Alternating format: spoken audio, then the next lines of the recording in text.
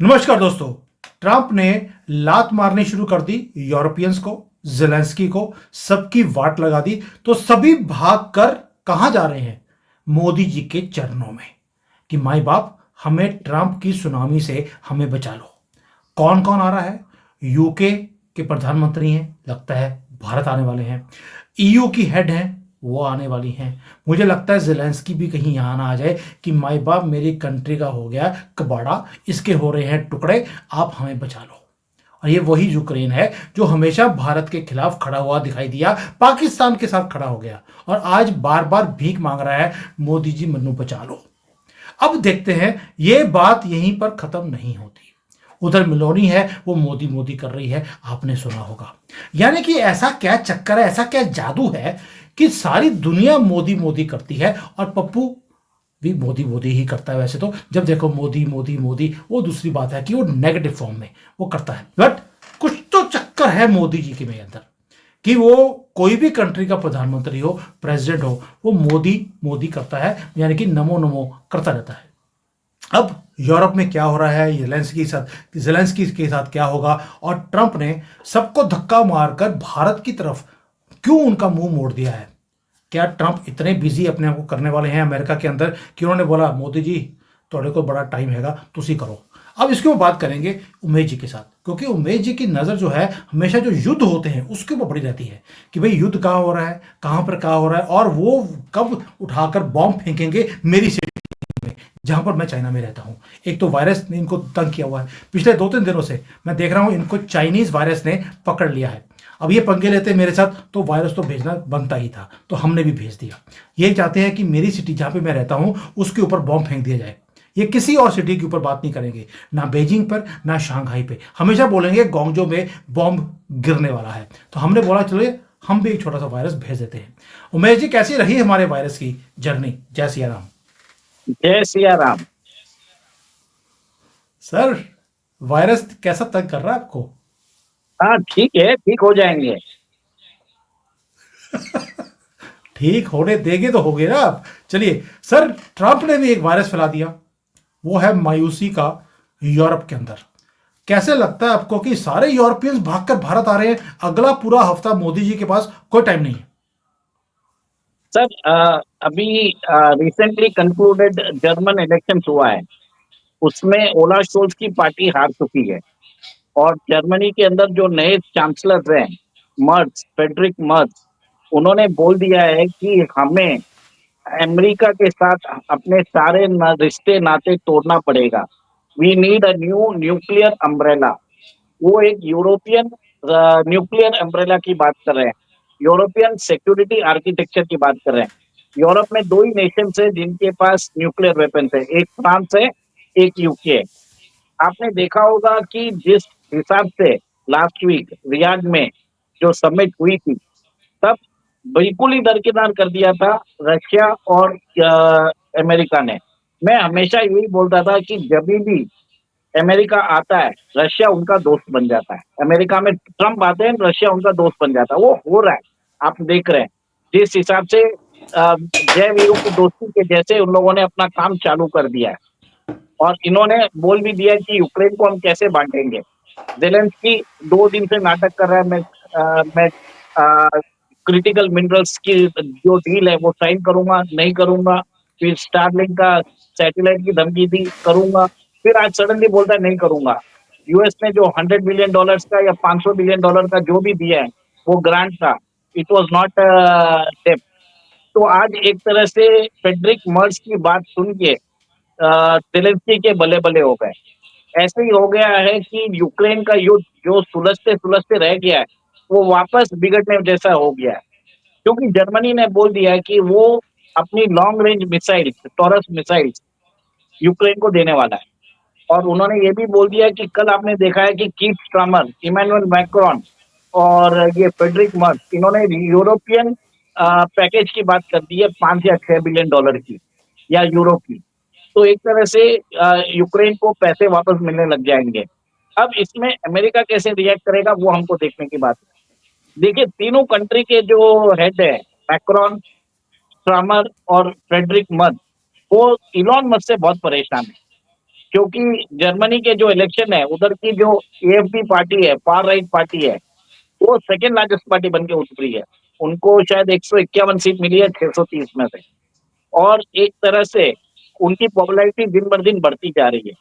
आपको मालूम है कीर स्टारमर की सरकार को बर्खास्त करने को बोल दिया उन्होंने किंग जॉर्ज से, ठीक है? तो अब आप देख लेंगे कि यहाँ पे इमैनुअल मैक्रोन ने हमेशा बोला है कि we need a European army, we need a European security architecture, वो काम हो चुका है। आज देखा जाए तो Emmanuel Macron has become the emperor of European union, क्योंकि न्यूक्लियर बॉम्ब्स उनके पास ही है। जर्मनी के पास इंडस्ट्रियल हब है, पर उसके पास न्यूक्लियर बॉम्ब बनाने की टेक्नोलॉजी नहीं है। होगी तो भी अमेरिका ने कभी अलाउ नहीं किया उनको करने के लिए। ये वही जर्मनी है जो अमेरिका के साथ रह के उन्होंने अपनी इकोनॉमी को चरमरा कर दिया था। जर्मनी अपनी बहुत सारी गैस रशिया से मंगाता था। तो उन्होंने क्या किया, अमेरिका ने, बाइडेन एडमिनिस्ट्रेशन ने, वो दोनों जो नॉर्थ स्ट्रीम गैस पाइपलाइन है उसको ब्लास्ट कर दिया। अब जर्मनी ले रहा है अमेरिका से एलएनजी टैंकर में ऑयल ले रहा है, और उसको लेना ही पड़ेगा क्योंकि रशिया, उसने ऑलरेडी रशिया को बोल दिया कि वो रशिया के ऊपर, रशिया से कभी दोस्ती कर नहीं सकता। और जर्मनी चाहता है कि वो अपनी लीडरशिप रोल दिखाना चाहता है ईयू में। देखिए सुमित जी, अब क्या है, वेरी इंटरेस्टिंग टाइम हो रहा है। एक यूरोपियन आर्मी बन रही है, यूरोपियन सिक्योरिटी आर्किटेक्चर बन रहा है, कोलैप्स ऑफ नेटो वो मुझे लग रहा है। अमेरिका और रशिया दोनों मिलके नया अलायंस करने वाले हैं। रोल ऑफ चाइना वो बहुत इंपॉर्टेंट हो गया है, और सबसे बड़ा है रोल ऑफ इंडिया। देखिए, जो लोग बोलते हैं कि चाइना को इसमें फायदा होगा, मेरे हिसाब से नहीं होगा, क्योंकि जर्मन इंडस्ट्री ऑलरेडी चाइना से परेशान हो चुके हैं, क्योंकि चाइना ने बोल दिया कि उनकी जो कंपनी है वॉल्क्सवैगन उसको खरीदने के लिए तैयार है। और चाइनीज के जो इलेक्ट्रिक कार्स है, उन्होंने यूरोपियन मार्केट को फ्लड कर दिया, जिसके कारण यूरोप की इंडस्ट्री खत्म हो गई है। और एक चीज है, आपने देखा होगा जर्मनी की बहुत सारी कंपनीज अभी रीलोकेट हो रही है अमेरिका। तो कहीं ना कहीं ये फ्रेडरिक मर्ज जो है, वो एक तरह से बहुत गुस्से में है अमेरिका से। तो वो चाहते हैं कि यूरोपियन यूनियन के थ्रू वो अमेरिका को चैलेंज करना चाहते हैं, वो चाइना को चैलेंज करना चाहते हैं, और उनका जो रिलेशन होंगे आगे से, वो इंडिया से के साथ बढ़ेंगे। और आपको अभी मैंने बताया है कि यूके का जो ट्रेड मिनिस्टर है वो एफटीए टॉक्स के लिए इंडिया आया हुआ है। आपको जान के हैरानी होगी, ये यूके के साथ हम जो ट्रेड एग्रीमेंट है वो कम से कम 7-8 साल से हम डिस्कस कर रहे हैं, और यूके चाहता है कि हम उनकी शर्तों पे ट्रेड एग्रीमेंट साइन करें। वो हमारे लोगों को वीजा देने को तैयार नहीं है। वो हमारी जो, हम जेनरिक ड्रग्स के लिए, जो आपको मालूम है जेनरिक ड्रग्स जब हो जाता है, जब पेटेंट 20 साल के बाद एक्सपायर हो जाता है, तो यूके चाहता है कि वो भारत वो जेनरिक ड्रग्स के अंदर वो जो बनाता है ड्रग्स वो ना बनाए, उसको थोड़ा जो पेटेंट का जो एवरग्रीनिंग है, जो उसके जो बाध्यता है वो बढ़ा दे। तो कहीं ना कहीं वो टॉक्स अटका हुआ है, और मेरे हिसाब से होने वाला नहीं है, क्योंकि यूके की जो ये सरकार है, ये बहुत ही लेफ्टिस्ट है, प्रो पाकिस्तानी है। और आपने देखा है कि लास्ट वाली सरकार जिसमें ऋषि सुनक थे, उनके दौरान भी नहीं हो पाया था। ये चलो आ रहे हैं, ठीक है, पर सबसे बड़ी बात है कि ईयू की जो चीफ है उर्सुला वॉन डर लेyen, वो भारत आ रही है 27 और 28 को। वो अपनी एंटायर कैबिनेट के साथ आ रही है। आप सोचिए, ईयू चाहता है कि हमारे साथ फ्री ट्रेड एग्रीमेंट हो। आपको मालूम होगा कि अभी भारत के प्रधानमंत्री पोलैंड गए थे, आपको मालूम होगा यूक्रेन भी गए थे। तो अब ये क्या हो रहा है कि EU is trying to dealing with themselves with China and America. और वो चाहते हैं कि भारत के साथ उनका ट्रेड एग्रीमेंट बने, एआई के अंदर कोऑपरेशन बने, डिफेंस के अंदर कोऑपरेशन बने, सेमीकंडक्टर्स में बने। तो सब जगह कॉम्प्रिहेंसिव, सब एंटायर कैबिनेट आ रहा है, तो समझ लीजिए पूरी की पूरी ईयू की सरकार आके भारत के दरवाजे आ चुकी है। और वहां पे जो आएंगे, तो एक तरह से कॉम्प्रिहेंसिव अग्रीमेंट शायद हो सकता है, जिसके कारण इंडिया के पास ऑप्शन हो जाएगा। इंडिया एक इम्पोर्टेंट, भारत एक इम्पोर्टेंट पोल बन के उभरेगा इन द मल्टीपोलर वर्ल्ड। तो ये सब मोदी जी की डिप्लोमेसी, जो 10 साल का जो मेहनत करते थे ना मोदी जी, जो, वो अभी आपको दिख रहा है। This is the this is the testimony of Modi diplomacy, India rising super power status. But Umesh ji, अब मुझे चीज बताइए, आपने बोल दिया कि जो यूरोपियन यूनियन है वो चाहते हैं कि उनको एक कवर मिल जाए, न्यूक्लियर कवर मिल जाए, अमेरिका के ऊपर रिलायंस नहीं हो, अपनी आर्मी बन जाए। एक तरफ तो नेटो टूट रहा है, अमेरिका बोलता है कि मैं नेटो का पार्ट नहीं रहना चाहता हूं, ये आपकी प्रोटेक्शन के लिए है, आप अपना नेटो बना लीजिए, मैं बाहर निकल रहा हूं। अगर अमेरिका नेटो से बाहर निकल जाता है, क्या ये भी एक रीजन है जिसके कारण ये सारे भारत में शरण लेने आए हैं कि भैया बचा लो हमें? देखिए, यूरोप की इकोनॉमी खुद ही एक आज प्रॉब्लम में है। वहाँ पे जो इस हिसाब से इलीगल इमिग्रेंट घुस के आ चुके हैं, जर्मनी में 20% पॉपुलेशन, वहाँ पे अरब पॉपुलेशन आ चुकी है। फ्रांस में 10% पॉपुलेशन है। नॉर्वे, स्वीडन को बोला जाता है rape capital of the world. वहाँ पे पूरी व्यवस्था चरमरा रह गई है। फिर भी इन गधों को अक्ल नहीं आई है। अब फाइनली ये लोग जागे, इनको समझ में आया कि भारत के साथ कोऑपरेशन करने से अलावा और कोई और कुछ है ही नहीं, चारा ही नहीं है। आपने ये देखा है कि मैंने हमेशा आपको बोला है कि पुतिन और ट्रम्प दोनों के पास कम से कम 13,400 न्यूक्लियर वेपन्स है। रशिया के पास 6,500 न्यूक्लियर वेपन्स है। अमेरिका के पास 5,900 है। अब ये फ्रांस और यूके के पास 300 350 है। तो इनको कोई फर्क नहीं पड़ता है। आज ये दोनों, और आपको ये भी मालूम होगा, अमेरिका की रिजर्व करेंसी है डॉलर। रशिया के पास रॉ मटेरियल्स है, फूड, फ्यूल और फर्टिलाइजर। दोनों आपस में ट्रेड करने चालू कर दिए तो they can rule the world. और एक और एक चीज है, Russia is the ultra Christian Orthodox country, और ट्रम्प को भी जिताया गया है इस बार उधर यूएसए की बाइबल प्रैक्टिसिंग पॉपुलेशन में। तो एक तरह से क्रिश्चियनिटी, अल्ट्रा राइट क्रिश्चियनिटी का उदय हो रहा है वर्ल्ड में। और यूरोप के अंदर जो लिबरलिज्म है, वो जो जितनी भी सरकारें हैं वो लिबरल सरकार हैं। आप देख लीजिए, कीथ स्टार्मर के साथ इलॉन मस्क का तू मैं चल रहा है। फ्रेड मर्स के साथ उसका चल रहा है तू मैं। और आपने ये भी देखा है कि कैसे मैक्रोन को भी वो पोक कर रहे हैं। तो एक तरह से वेस्ट के अंदर far right Christians versus liberals की एक लड़ाई चालू हो चुकी है। इसमें हमें क्या फायदा है? We have to see as a nation for India. India has the best of the world also. कल ही एक स्टेटमेंट आया था पीयूष गोयल ने। उन्होंने बोला है we will be having the mother of all deal with America. जो हमारा ट्रेड 130 बिलियन डॉलर है, वो 500 बिलियन डॉलर चले जाएगा बाय 2030। तो कहीं ना कहीं ये भारत जो अमेरिका के साथ ट्रेड डील करके ट्रम्प के टैरिफ से भी बच जाएगा। सेकेंड, यूरोप के साथ हमारा कुछ उतना ही ट्रेड है, 125 बिलियन डॉलर का ही है। यूरोप में प्रॉब्लम क्या है कि वहां पे अभी भी लिब्रांडूज है। आप देख लीजिए, भले ही आप कीथ स्टार्मर की बात कर लीजिए, या मैक्रोन की बात कर लीजिए, या मर्स की बात कर लीजिए, वो डिक्टेशन देते रहते हैं। भारत के अंदर इंडेक्स की बात करते हैं। आपने देखा है कि कैसे केजरीवाल को जब अरेस्ट किया था तो जर्मनी ने अपना आवाज उठाया था, बोला भारत में डेमोक्रेसी खतरे में है। आपको जान के बता देता हूं कि जर्मनी में अगर कोई पार्टी को 5% से कम वोट मिलते हैं तो उसको सीट नहीं देते हैं। आज एएफपी को 19% वोट मिला है, इसके कारण 151 सीट मिली है उनको। तो सबसे बड़ा जो डेमोक्रेसी का गला घोटता है वो जर्मनी खुद है। तो हमें ये चीज देखना पड़ेगा कि we have to play America and Europe together, balancing करना पड़ेगा हमें। और एक तरह से अच्छी अपॉर्चुनिटी है। जर्मनी के साथ हम अभी न्यूक्लियर सबमरीन का कॉन्ट्रैक्ट साइन करने वाले हैं। आपने देखा हम्म। होगा कि मैथगन डॉक्स का और जर्मनी की एक कंपनी है टीकेएस, उनकी बातचीत चल रही है। फ्रांस के साथ हमारा रफाल का डील चालू हो चुका है।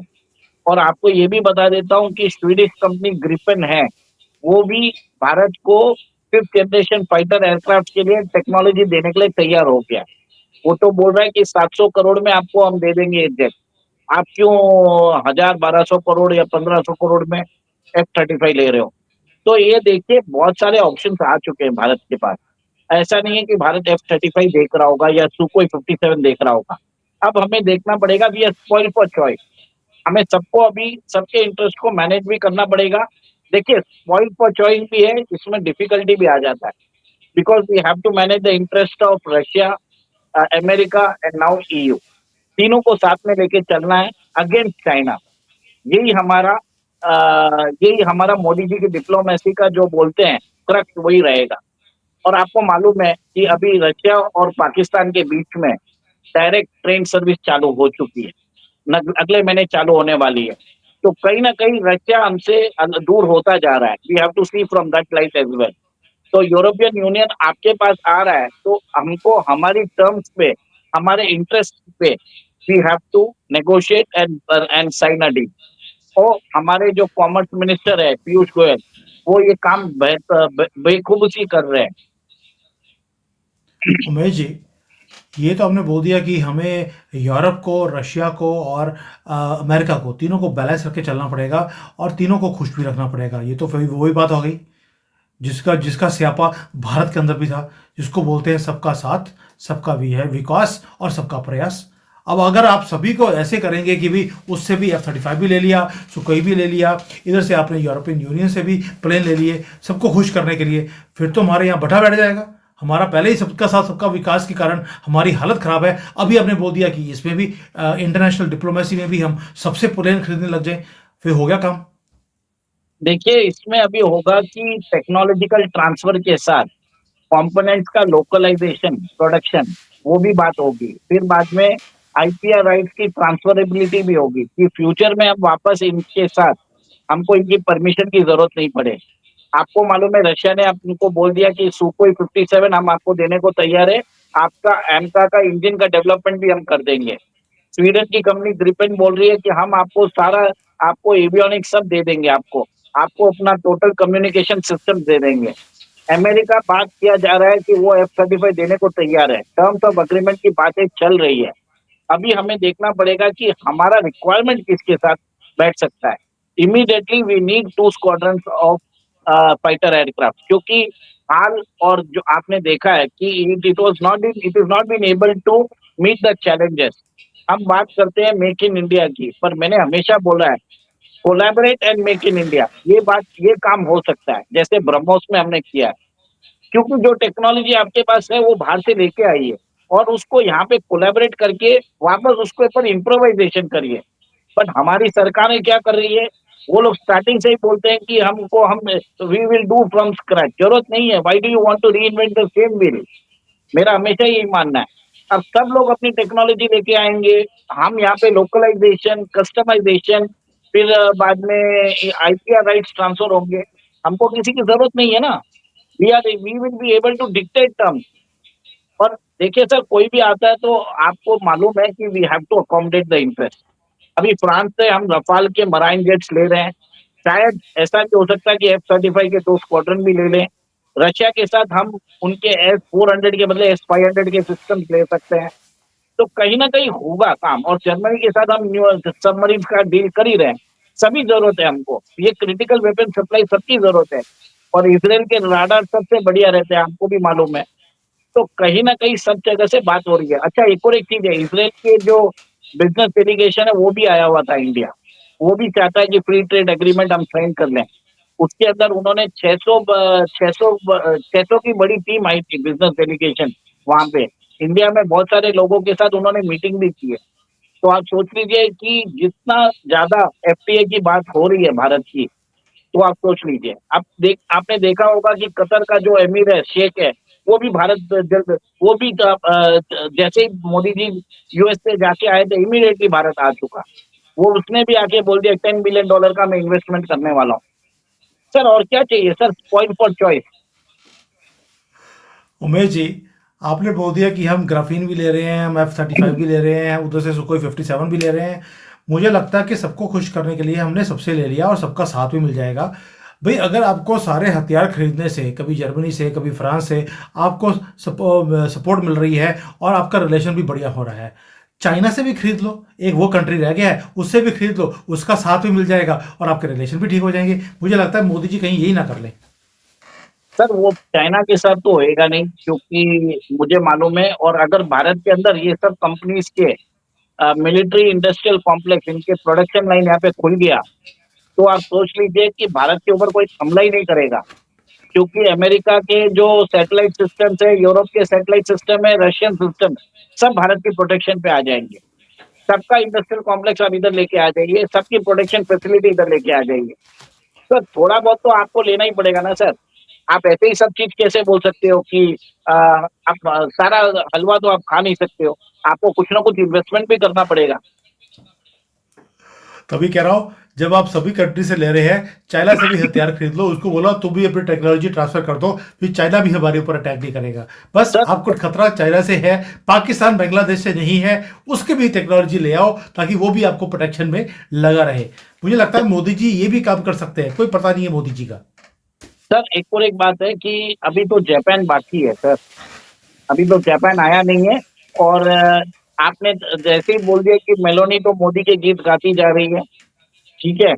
अ, और आपने ये देख लिया कि हर जगह मोदी जी का परचम, मोदी जी का जो रुतबा है एक विश्व स्तरीय नेता के रूप में बढ़ रहा है।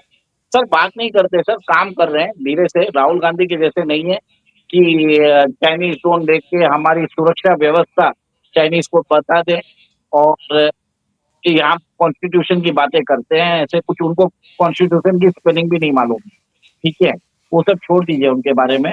और सर मोदी जी तो कॉन्स्टिट्यूशन भी कॉन्स्टिट्यूशन भी लाल रंग का होता है जो चाइना का है, हमारा तो ब्लू कलर का है। बरोबर, आपने बरोबर बोला है कि उनके जो आका है शी जिनपिंग, वो उनकी भाषा ही बोल रहे हैं, चाइनीज माउथपीस इन इंडिया, ठीक है। और ठीक है सर, आपने यही देख लिया कि हमने आज डिस्कस कर दिया कि कैसे ईयू आ रहा है एफटीए साइन करने के लिए, यूके भीख मांग रहा है हमसे, इजराइल डेलीगेशन आके गया, कतर के जो एमीर शेख है वो इंडिया आके गए, इंडिया यूएस के साथ $500 बिलियन का ट्रेड एग्रीमेंट साइन करने वाला है। जापान ऑलरेडी इंटरेस्टेड है, आपने आपको मालूम है जो बुलेट ट्रेन के अंदर जो उन्होंने हमारे को कोच प्रॉमिस किया था, वो E5 कुछ प्रॉमिस किया था, वो बोल दिया आपको E10 दे देंगे बुलेट ट्रेन के लिए। जापान का जो डेडिकेटेड फ्लाइट कॉरिडोर है वो शायद दिसंबर 2025 में ऑपरेशनलाइज हो जाएगा। तो सर बहुत सारी कंट्रीज तो इंडिया में इन्वेस्टमेंट कर रही है। और आप देखेंगे इसके अंदर जैसे ही free trade agreement Q12 sign करते हैं, इन्वेस्टमेंट अपॉर्चुनिटीज बढ़ेगा, भारत के अंदर जॉब्स क्रिएट होंगे और next decade of growth will be India. बस यही मैं ये लोगों को यही समझा रहा हूँ इसमें।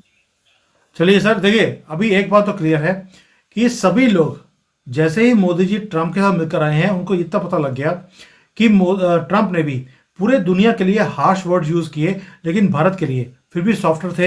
एक्सेप्ट वन थिंग कि आप टैरिफ बहुत ज़्यादा लगाते हैं, उसके अलावा कुछ भी नहीं बोला है। एंड बनता भी है, बिकॉज अगर सर रेसिप्रोकेशन होना टैरिफ कम चाहिए भी कर दिया ना डिप्लोमेसी। सर, सर टैरिफ कम भी कर दिया ना। अभी नया ईवी पॉलिसी टैरिफ में कम भी कर दिया। 110% से 15% लेके आ रहे हैं। टेस्ला इंडिया में आ रहा है, स्टार्लिंक की बात चल रही है कि वो अंबानी के साथ आने वाला है या एयरटेल के साथ आएगा, वो देखने की बात है। तो कहीं ना कहीं बात तो हो ही रही है। बिल्कुल बिल्कुल, और डिप्लोमेसी में ऐसा ही होता है, it is always give and take. आप कुछ देते हैं कुछ लेते हैं, तभी बात चलती है आगे। और ये सारी चीज़ें देखने के बाद अभी यूरोप ने, यूके ने, सब ने आके यहाँ पर माथा टेकना शुरू कर दिया। और यही बातें हैं जो मुझे अच्छी लगती हैं। जितना हमारा रुतबा इन कंट्रीज के साथ मिलता बढ़ता जाएगा, उतना चाइना नीचे जाता जाएगा, यानी कि साड़ी बल्ले बल्ले, चाइना दी थल्ले थल्ले। चलिए sir, thank you so much for today's show. Thank you. जय हिंद, जय सिया राम। जय सिया राम।